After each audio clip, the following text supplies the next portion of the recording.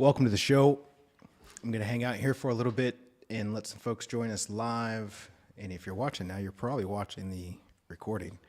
So let me say real quick that if you enjoy this types of explorations, I invite you to check out heartbase.io and see what's happening there. I'm about ready to launch a community group training opportunity to provide a focused space, somewhere where we can say, this is actually important, and I want to devote my heart to such an inquiry rather than maybe letting it be a casual thing. And either way, no worries, but I know for some of us, we realize that, holy shit, this is important. So I created a space for that. Check the timestamps to see when this thing actually begins, which will be in approximately 5 to 7 minutes from now. Until then, let's hang out and have some folks join us live.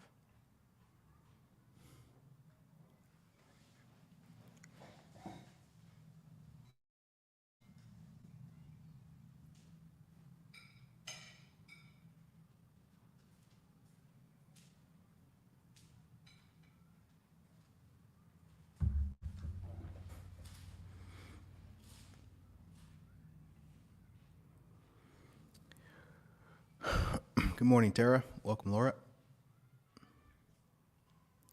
Welcome, Jennifer.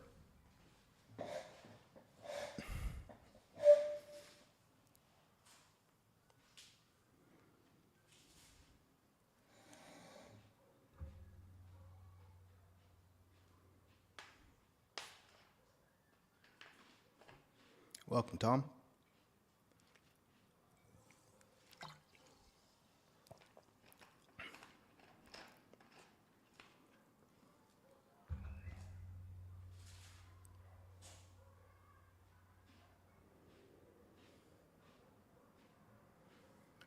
Welcome, Dovoli.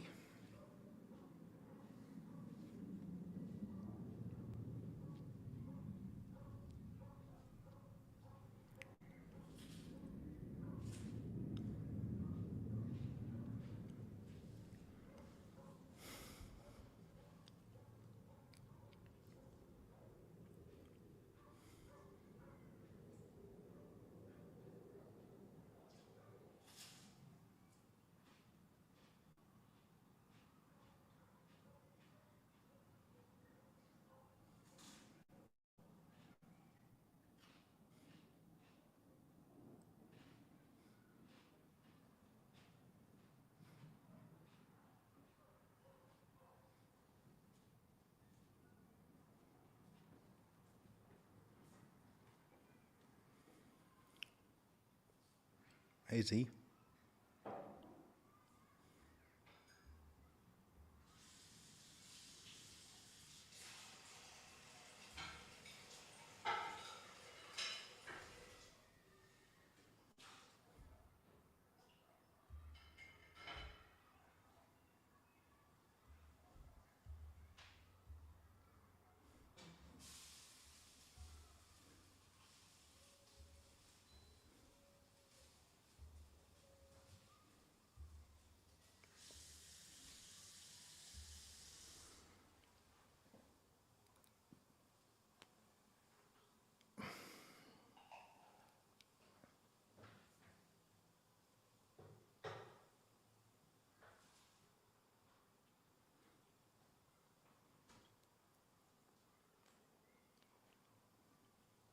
Welcome, Carol.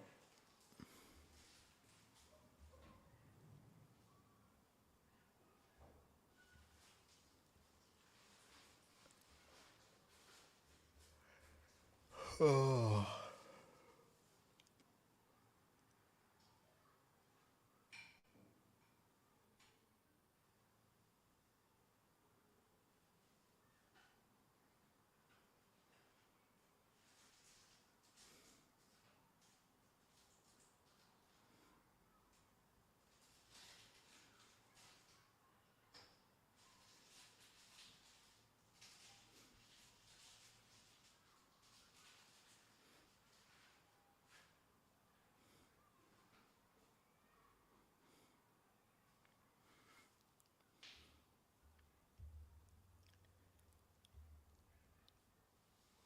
Welcome, Grace.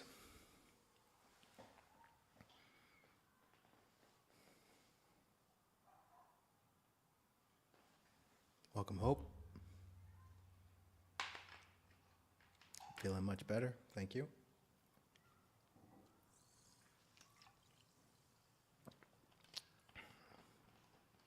Good evening, Blossom.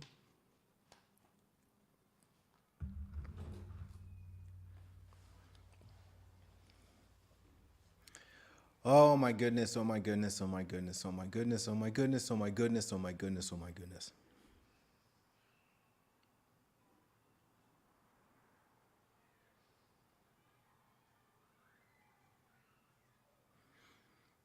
It's amazing to go through life and have life be life and then still show up and do this podcast.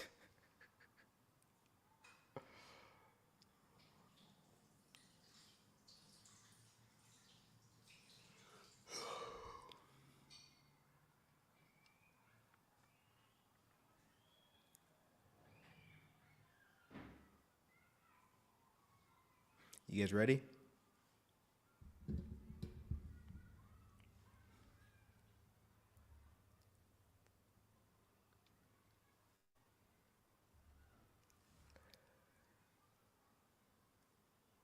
Oh.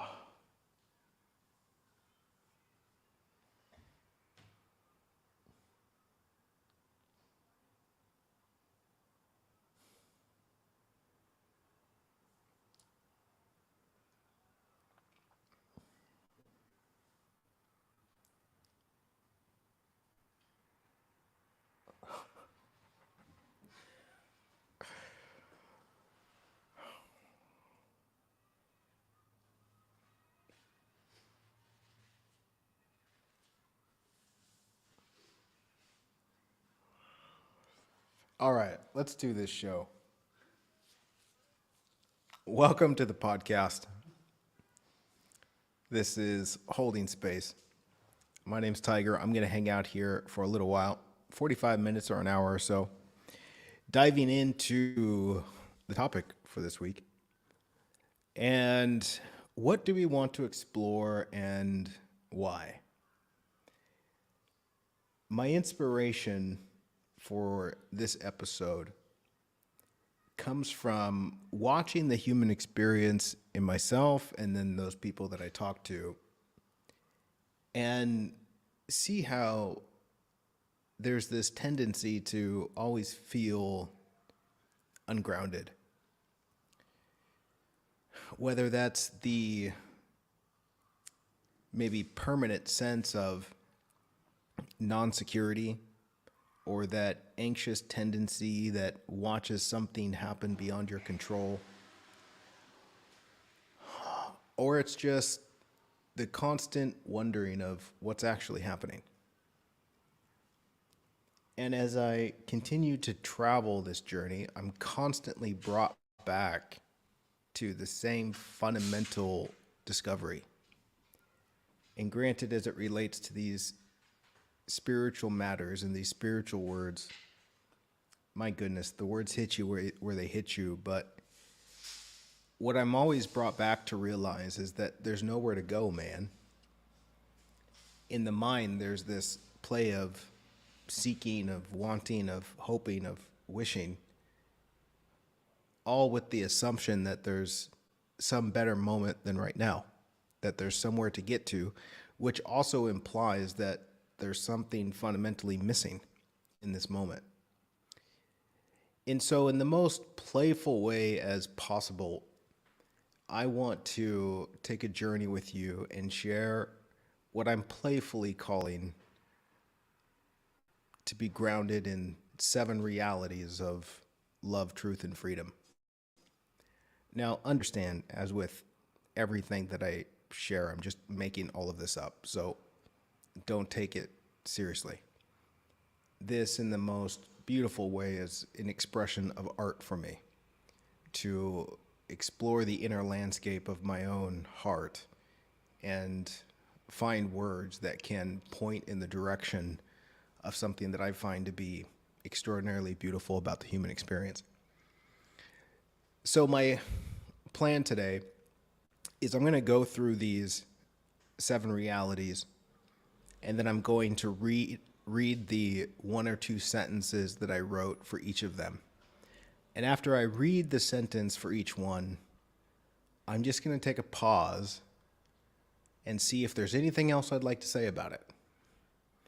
Maybe it'll be a lot, maybe it'll be a little, maybe the couple sentences were enough. We'll see. I'm curious to see what happens here. But that's the spontaneous journey we're going to take. And then after I'm done, we can settle in for a super short and sweet guided meditation and see where that goes. All right. I'm ready to get started. Actually, let me read the introduction as well.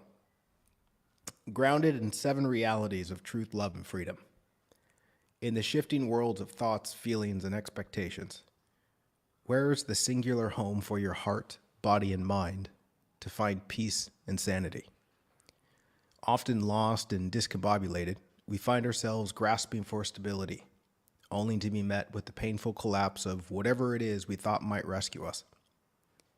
Yet there is this sacred opportunity to discover a home that does not leave, does not collapse, and forever will be the final source of your strength, rejuvenation, and capacity to heal. In this deep dive, let's take a journey into the heart of reality and collectively hold space for us to remember the home that's always been there. We will rest and we will surrender the chaos of both mind and the world and find ourselves grounded in the reality of truth, love, and freedom. 1 of 7. Ancient promise. My dear, the something you deeply crave is neither lost, distant, nor broken. What you seek is here, present, and alive, rested softly within the most real parts of what you are.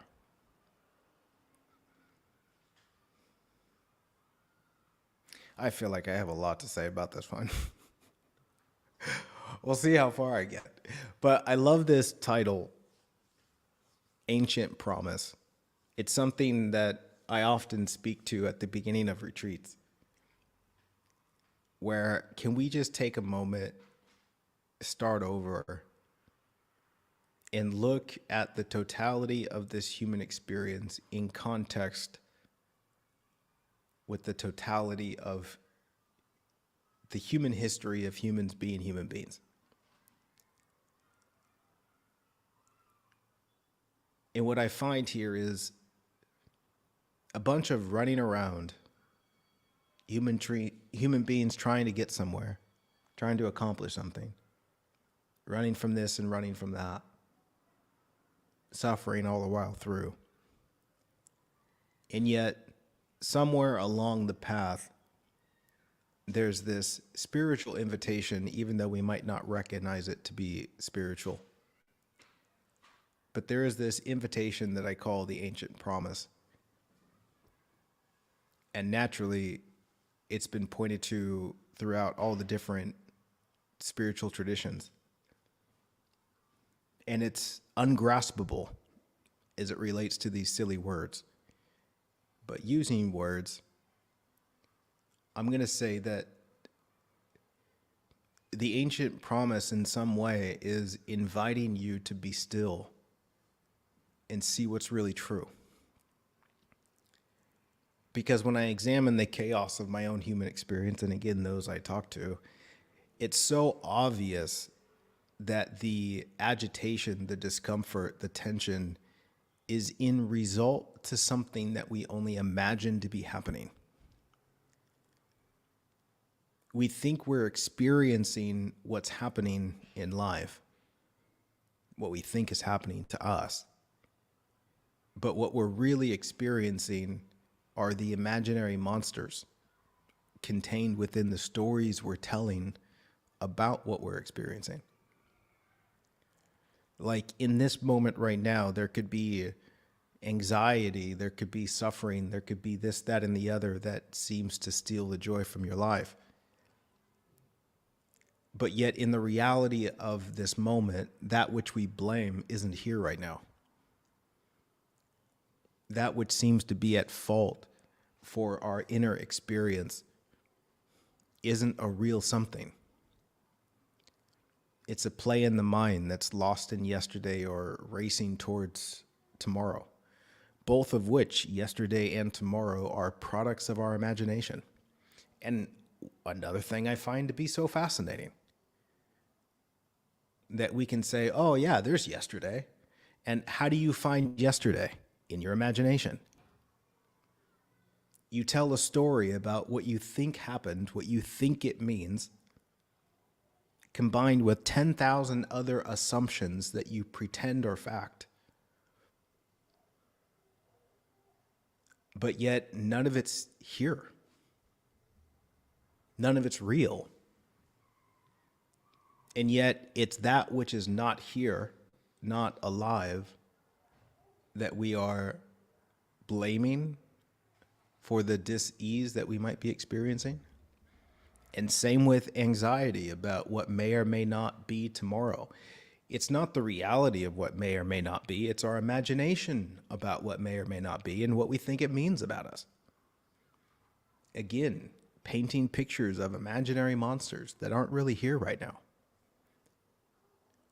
And this, of course, speaks to the fundamental challenge of being human and where we find the source of all of our suffering, which is to not see the truth of what's actually happening, to not be present, to not be here in life, where the miracle actually is, where the gift is to be alive. And this has been the pointer through it all. Be still and know.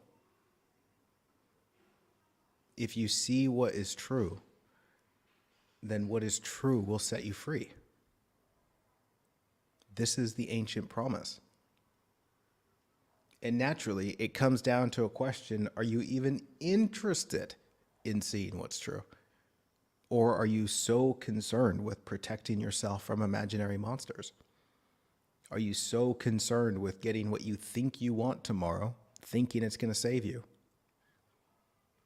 Or are you so concerned with your story about yesterday, thinking something went horribly wrong and shouldn't have been, and if only it was different? Or do you really want to see what's true? Well, as we journey through this life and we gather some experience and maturity, this becomes more and more obvious that the enemy isn't really out there.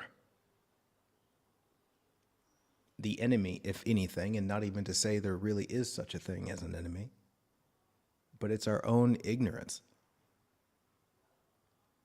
ignoring the reality of what is, and being lost in some fantasy of yesterday and tomorrow. Number 2, beyond the noise. In the chaos of 10,000 stories, of a mind fearful of what it cannot find, is a heart that's deeply connected to the source of all that is real, sacred, and true.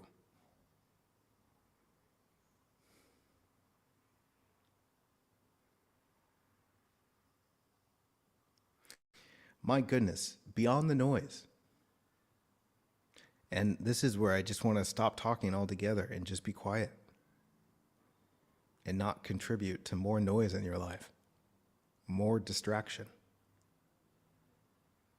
and hope that maybe in this rested stillness, you might see something ancient and profound.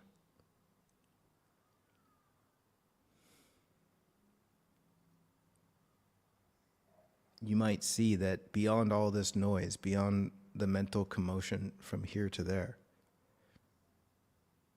there is this sincerity of your precious heart.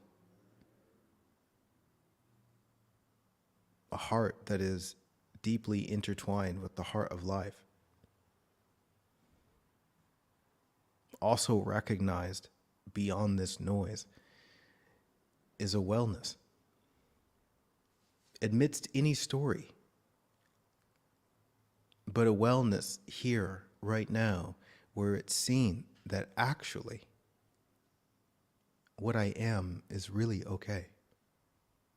Sure, the mind might be lost in chaos. The mind might be determined to figure something out that can't be figured out.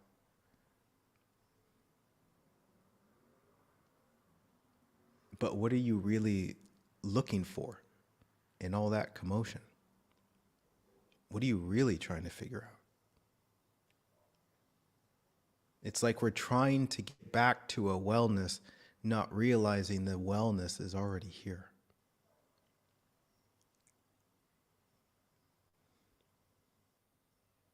But naturally, in order to connect with that stillness beyond the noise, one must be willing to surrender the noise. Of course, in the noise is everything you think you want. Do you see this? Right? All the anxiousness that's wrapped around what you think you want in the future or how you want the past to be different. That's all noise. And we think what we want is in the noise. Which is also to say that we think what we want is in the imagination. Is that what you want? Something imaginary? Do you want an imaginary wellness where you can pretend everything's okay because life looks how you think it's supposed to look? Or do you want a real wellness? A wellness where the very heart of what you are is held by the very heart of life. That you are not separate from all that is. The support that is extended to the ocean is the same support that holds everything that you are. To know that you are a part of all of this. That you are not forgotten. You're not a mistake. You're not separate. You are part of it, and such a discovery in one way is so obvious when we just rest in the moment and see beyond all that noise. To see what I really am, because in the noise, there's this character called Tiger, yada, yada, yada, yada, yada. Is that even real?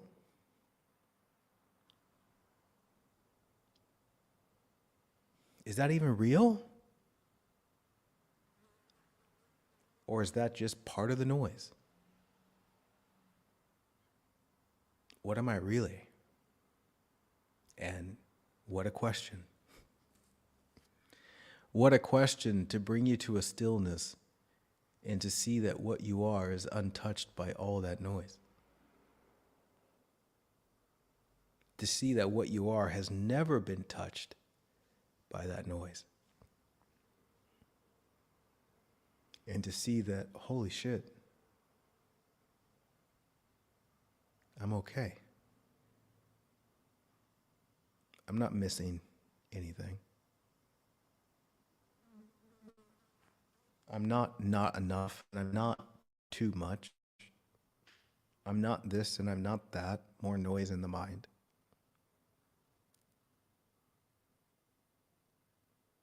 I'm simply here, right now, rested in this miracle called life. Held by this vast unknown that knows I don't need to get anywhere. No sense in trying to complete that which is imaginary. I'd much rather see the completeness of what I am for reals.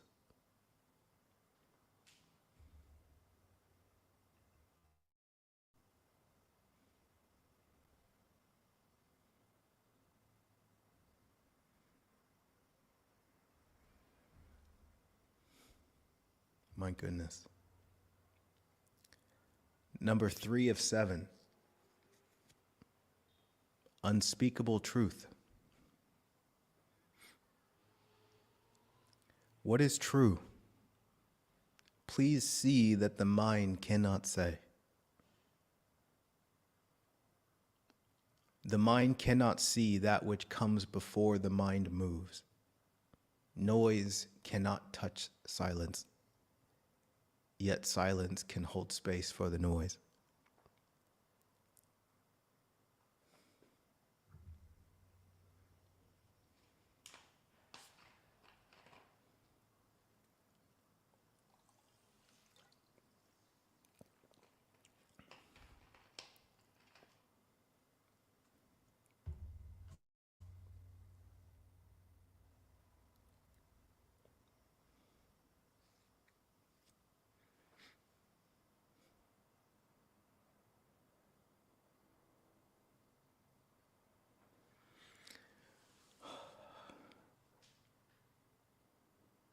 It's funny to me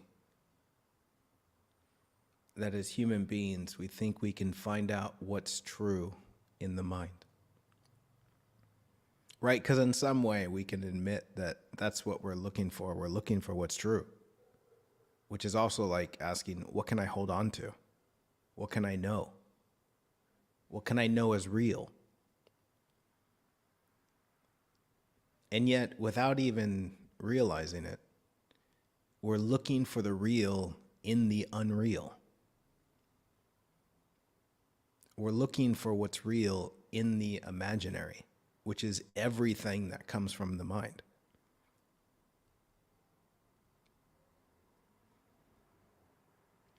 How much time is spent in the mind? Thinking and thinking and thinking and thinking and thinking and thinking and thinking. Oblivious to the truth of life, to what is real.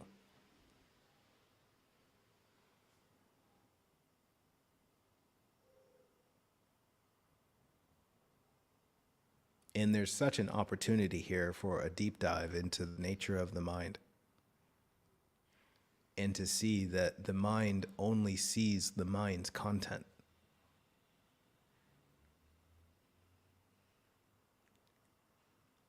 When you think about the bird, you're not thinking about the bird, you're thinking about your thoughts about what you think is a bird. When you're thinking about another person, you're not really thinking about the reality of another person, you're thinking about a person, your ideas about the person. Right? It's like, look at this. You think you're thinking about the person, but yet the person you're thinking about is your idea of that person. You're thinking about your thinking. And you're trying to find out something true about the person, the unreal person that you're thinking about. Even thinking about yourself. You think you're really thinking about yourself? No. You're thinking about your thoughts about who you think you are. It's so utterly contained within this imaginary world. It's like painting a picture and trying really hard to make the picture reality. It doesn't matter how detailed your picture is, how many words you use to describe. Your picture will never even begin to get close to the reality of the sunset you're painting.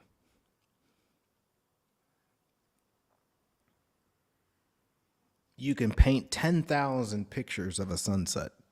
It'll never be the sunset.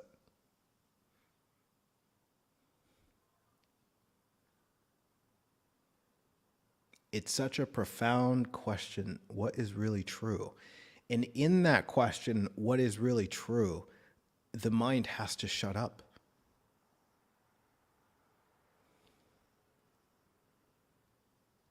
We must go before the mind even moves. Not look to the mind to give us an answer, because the mind cannot give us a real answer. If you ask the mind, yes, it'll give you answers. But it doesn't mean they're true.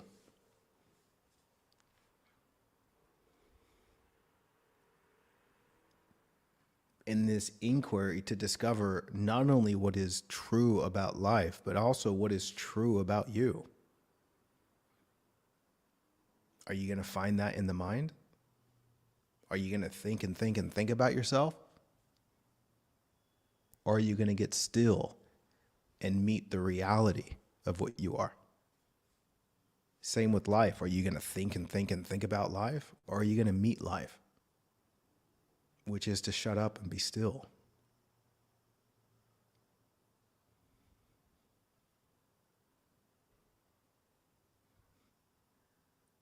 Such is the power of silence. Such is the power of holding space for someone where nothing needs to be said, and yet you can fully be there in presence and meet them as they are without anything to say.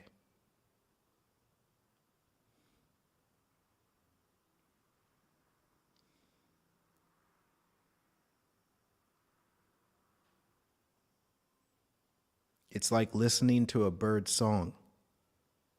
The moment you start thinking about the bird's song, you've stopped listening to the bird's song. The moment you start thinking about life is the moment you're no longer listening to life. Lost in the mind.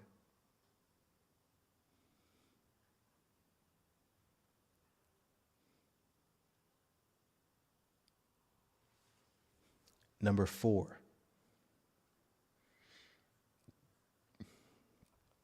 Love, everlasting. There is a love that permeates throughout all things. A love that touches even the most fearful of appearances. This love, unafraid, isn't going anywhere. Open to its touch and let it take you. Let it heal all that was never broken.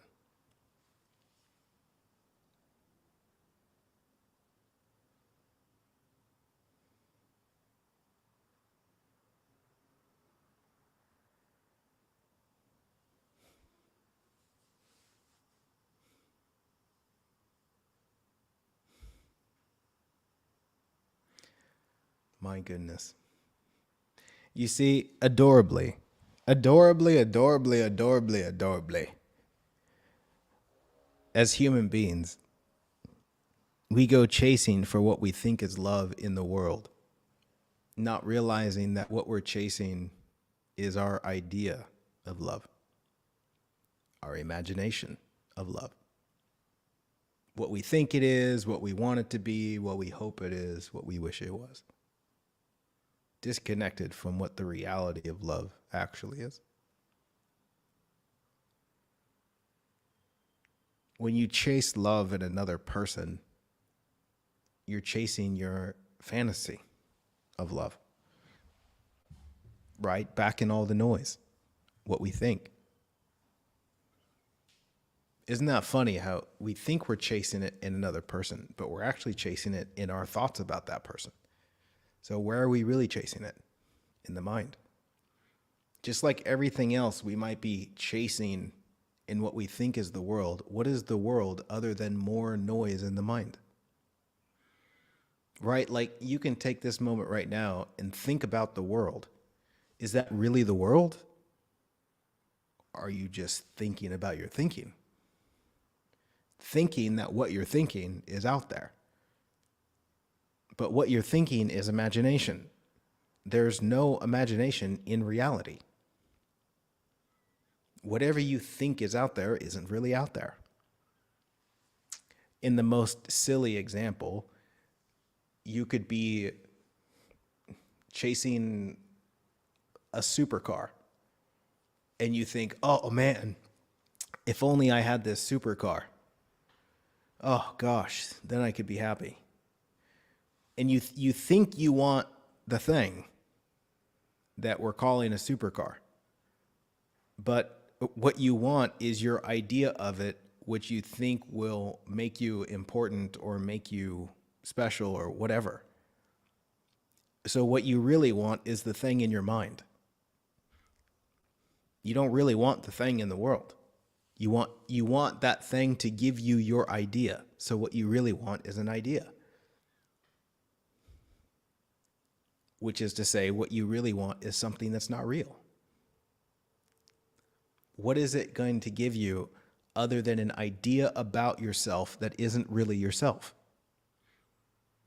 It's just going to be another story that you can temporarily hide behind until you realize that's not working. Now I need a bigger car or whatever. And so the seeking continues. Why does the seeking continue? Because everything we're collecting isn't a real something. We think it is. We think it'll work. But then you get it and it slowly evaporates. It's not what I thought it was. No, it's not real.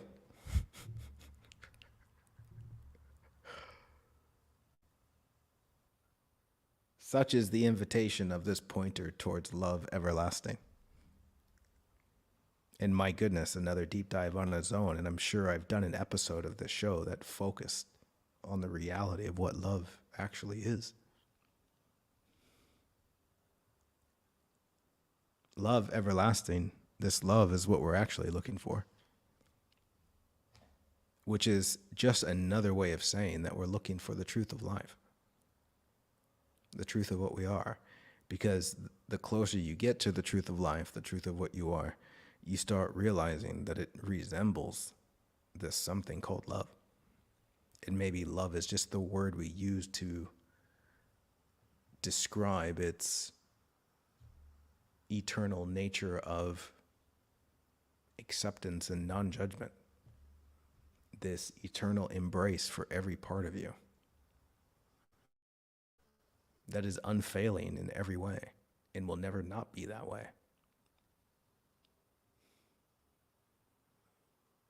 Such is the way of everything in life by life, where everything is held and allowed to be what it is. No demand, no expectation. No, you should this or you should that.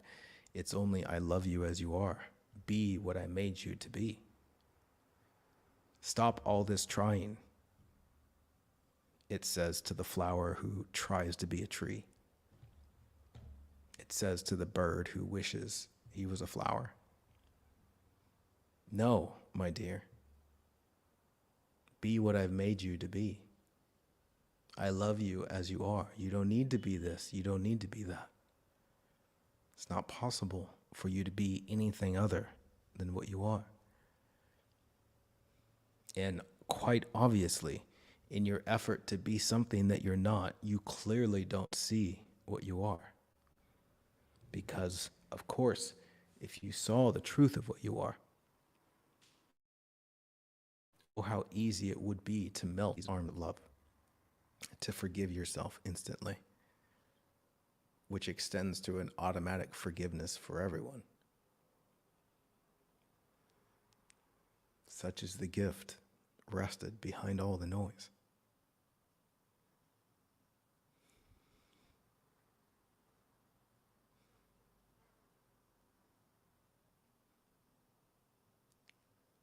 Number 5. Eternal freedom. There is freedom beyond this world, a freedom not given by another, but a freedom that is your birthright. Before the body is even born and long after the body dies, this freedom is touched by anything, is untouched by anything in between.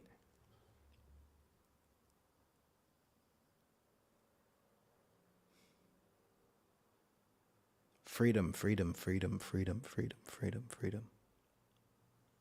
Once again, here we are, invited to see the reality of something and to gently release our imagination about it. The human being imagines freedom as having unlimited choices. I can go anywhere I want. I can do anything I want to do, and then I'll be free. Not realizing the complete insanity of such a thing. This is not freedom at all. What is real freedom? What is real freedom if it is not to see that the truth of what you are is untouched by any appearance in this world? Like realizing the thoughts in somebody else's mind have nothing to do with you. That's 1 degree of freedom, is it not?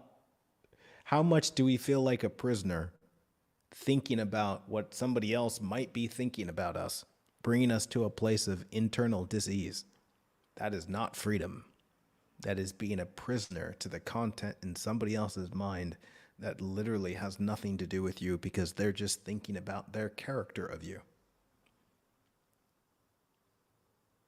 And now I can't be myself because I've got to be what I think other people want me to be. And so I turn into this little robot that's desperate for the world's approval, all the while thinking it's happening on the outside, but it's just happening in the mind. Because I don't see the truth of what is, that truth being, I am free. I always was free, and I will always be free. And it's only my misunderstanding of reality, confusing my imagination, thinking it's something that's real that's not at all. And I stray away from the home from which I came.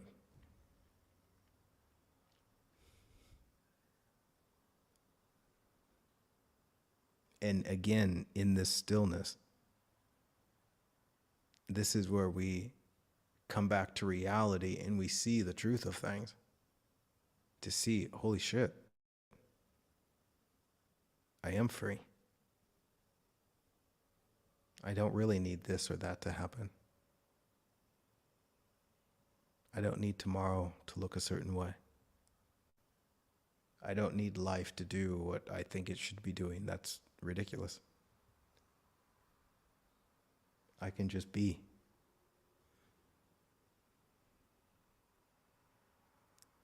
I can just be. And what a joyfulness in that being. A joyfulness that ultimately ends up expressing itself in some way. Expressing itself as a form of play, which we'll get to. That's real freedom.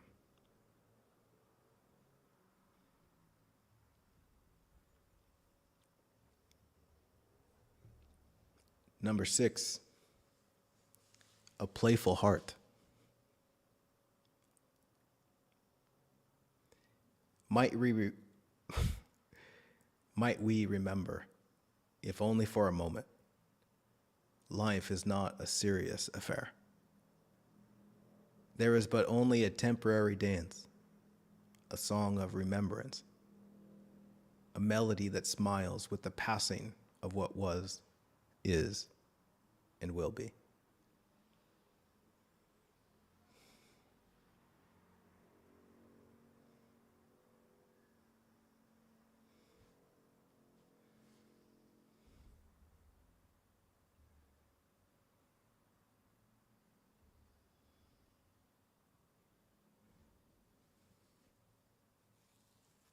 This life is not a serious affair. Oh my goodness, how easy is it to be convinced that life is serious? But of course it's serious because we're afraid of not getting what we want. Yet if we discover this space where we don't actually want anything, where we're not actually missing anything, and the thing that we have that is so valuable can neither be taken from you nor lost, what is there to be serious about?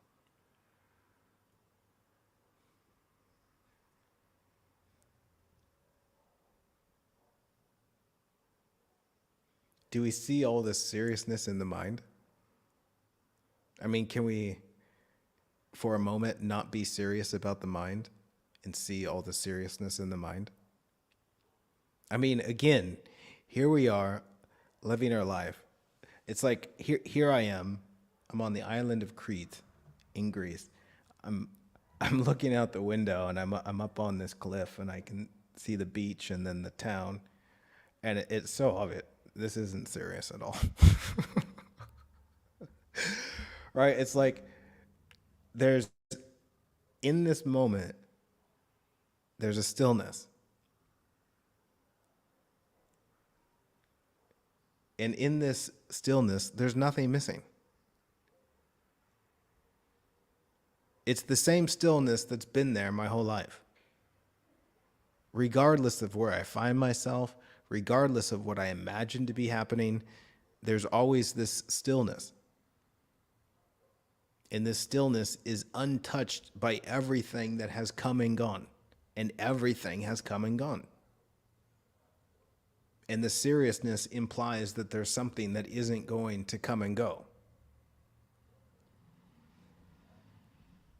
The seriousness implies that there's either something missing now or there's potentially something missing. And what is that something missing other than only my imagination of something missing? My belief in an idea that something is missing. Like, for example, sitting here with the windows wide open, there's flies coming in here and buzzing on my face and landing on my legs. And in my playful irritation with the flies, I could think, oh man, if only there weren't flies. Then life would be great. There's something missing.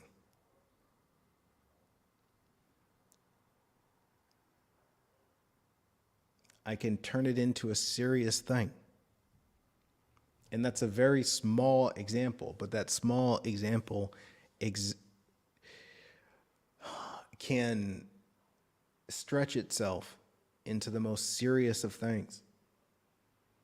Naturally, everyone's going to have their own line of where it doesn't stretch into, which I think is funny that everyone has a different line. And everyone thinks their line is the right line. But yet the lines you had yesterday are not where your line is today. What you thought was so serious 10 years ago is something you laugh about today. But 10 years ago, it was a very serious line. You thought that line wasn't moving. You're like, no, this is serious.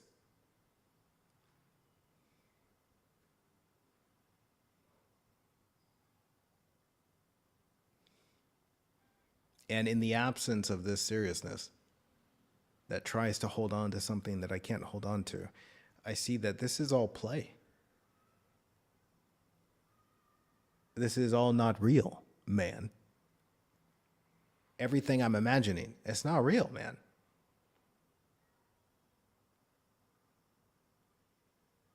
And it's funny how the more I think it's real, the more serious it becomes. And the more I see how imaginary it is, and that it's not here, it'll never be here, it'll never be real, it becomes playful. Much more manageable.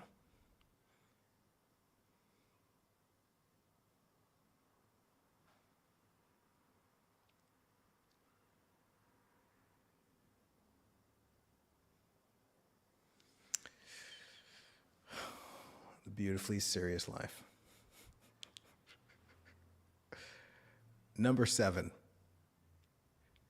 coming home. The past is gone. The future will never arrive. Forever there is only the sacred home of right now. Here, in this moment, everything that is real is already given. Everything unreal will pass away. Let it go. And come home.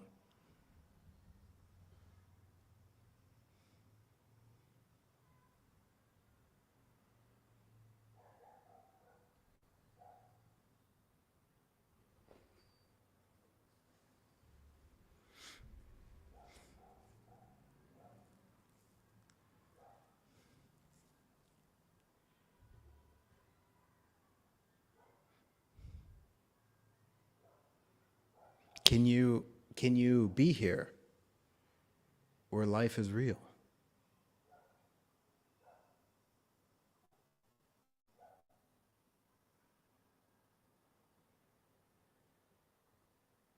Can you see that the past is gone? Can you see that the past is imaginary? Can you see that the future will never arrive because your future is an idea, which is to say it's imaginary, and what is imaginary will not become reality?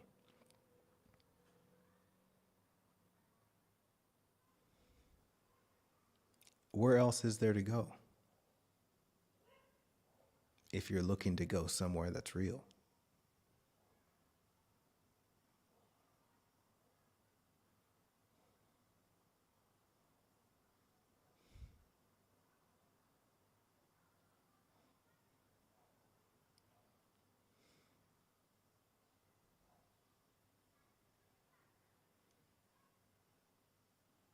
Everything that is real is already given. I love that part.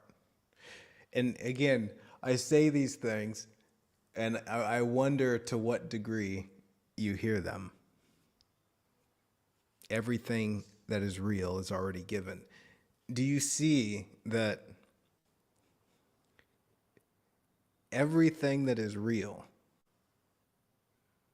you have it right now? And you can't go looking in the mind because what's in the mind isn't real. Everything that is real about life is already within you right now.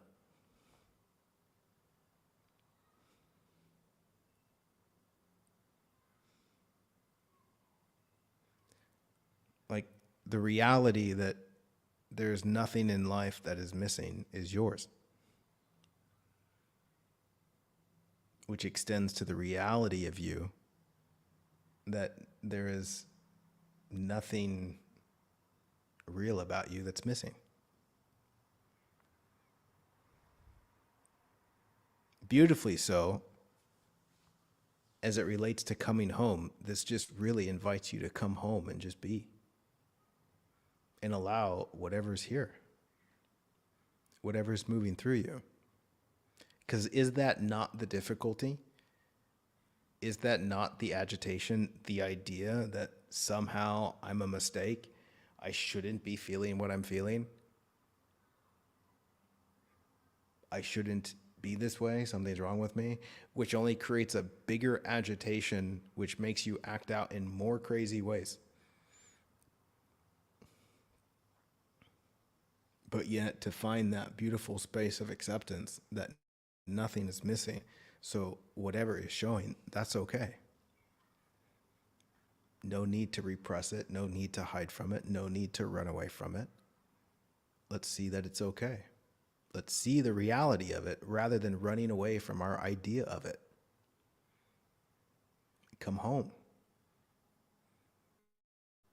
and meet yourself in this love everlasting. See that all is well. And surrender all the noise.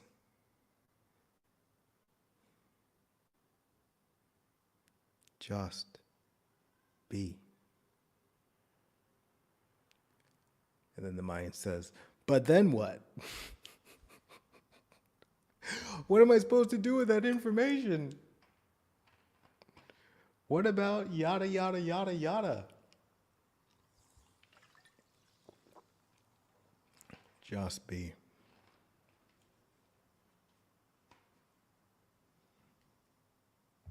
Because it's funny, from a practical standpoint, it's amazing how easy it is to move through this life and all of the human challenge from that space of stillness. Right? It's like the more you realize there's nothing to lose, the more that eliminates fear. Because fear is always tied to the fear of losing something. And so with less fear, how much easier is it to navigate the human experience? And if that's not obvious, then look at how much fear there is in the difficulty of navigating the human experience. It's not the human experience that is the obstacle. It's battling our imaginary monsters that think there's something to fear. Thus is the invitation or the spiritual pointer to connect with what's real, which is the beautiful remedy to fear.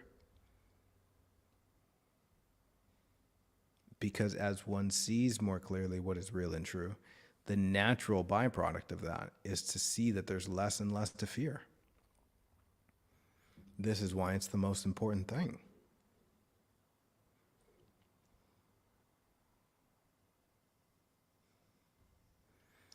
Amen.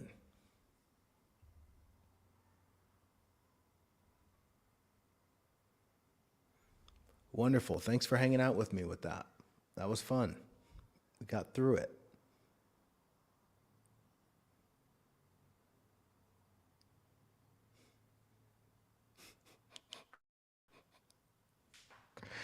I hope you enjoyed yourself. Thanks, Cha, for the donation. Appreciate that. Let me just take a quick glance through here and see if there were any other questions or any questions. I think I'm going to just go straight into the guided meditation, though.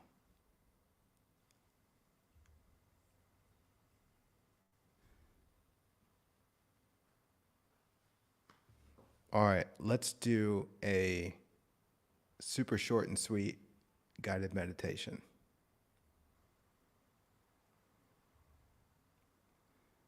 What would we call this?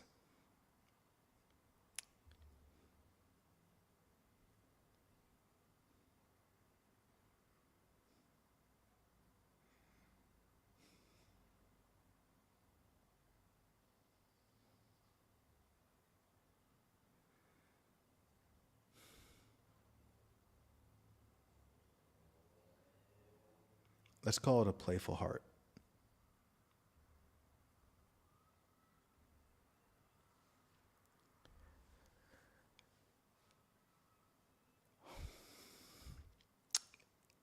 Hey, you want to join me for a guided meditation?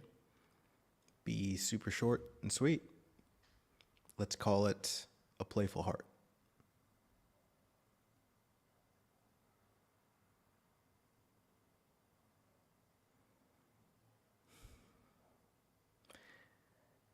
My goodness, my goodness, my goodness, my goodness. My goodness, my goodness, my goodness. Let's hang out here for just a very short while and see if we can come home to the present moment and reconnect with a playful heart.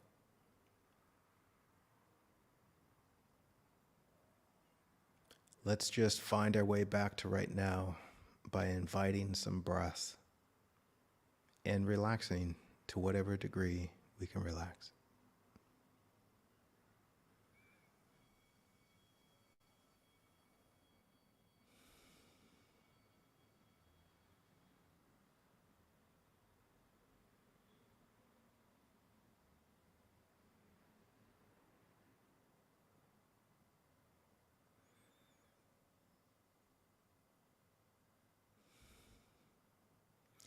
To whatever degree a playful heart might seem absent, can we just take a moment and find some humor in the mind's determination to be so serious? Maybe? I mean, really. Here we are in this moment. It's just you and I here now. Yet the mind can be lost in 10,000 serious things that have absolutely nothing to do with right now.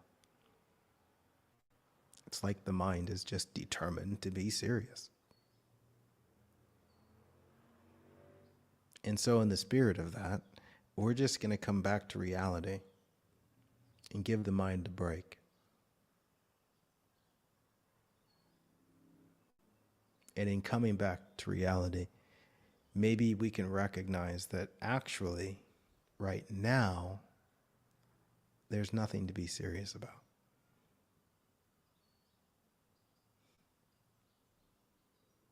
And sure, the mind might have its argument with that. And if it's so determined to be serious, we can invite the transformation of a serious affair into a great adventure.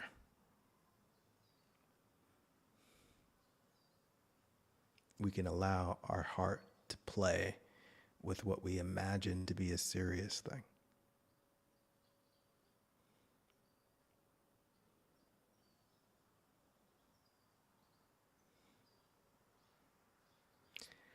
Because, oh my goodness, how many serious things have we imagined in all the years past? Only to find ourselves here right now, wrapped in life's wellness, having the reality of what we are to be totally taken care of. And even in that, the mind might have its list of things it thinks is missing, its serious list. But yet those things are just thoughts about things that aren't really here right now. So again, come back to right now.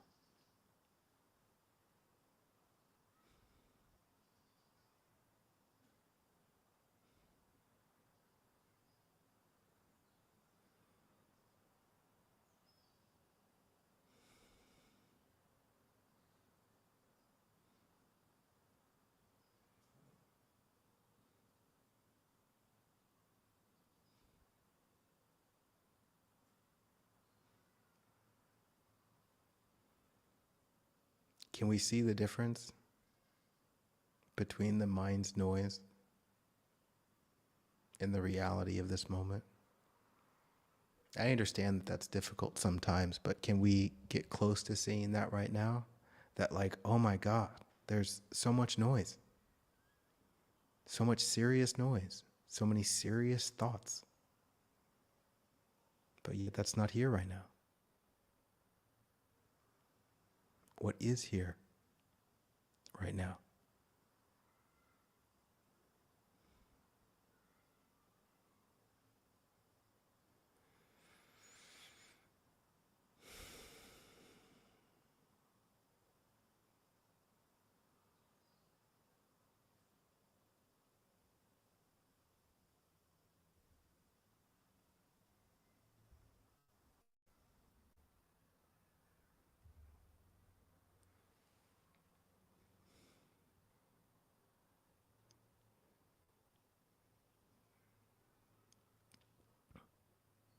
It feels like in the release of every gram or ounce of seriousness, playfulness has a chance to emerge.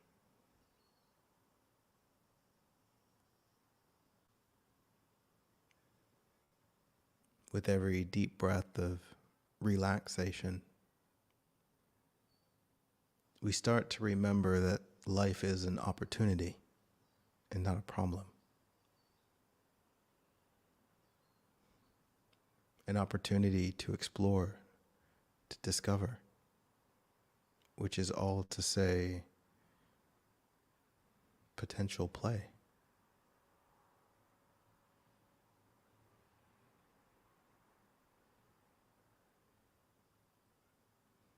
This is the great gift in life. To be here on this planet, not really understanding anything that's going on, but yet it's beautiful. Beauty can be seen. I guess the question is, am I looking to see the beauty? Or am I looking for things to validate my seriousness? I have a feeling you're going to find whatever you look for. Life seems to be a bit magical that way. All right, lovely. Thanks for meditating with me today. Now go play.